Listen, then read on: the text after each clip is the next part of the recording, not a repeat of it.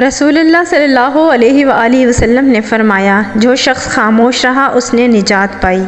ہمیں کب خاموش رہنا چاہیے؟ خاموش رہیے جب آپ غصے میں ہوں، خاموش رہیے جب آپ کے پاس دلائل نہ ہوں، خاموش رہیے جب آپ نے کسی بات کی تحقیق نہ کی ہو، خاموش رہیے جب سننے اور سیکھنے کا وقت ہو،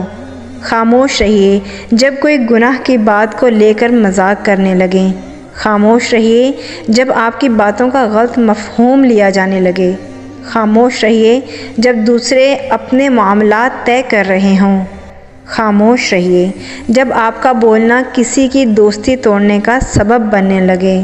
خاموش رہیے جب آپ کسی پر تنقید کرنے لگیں، خاموش رہیے جب آپ بات کو پرخلوص طریقے سے نہ کہہ سکیں،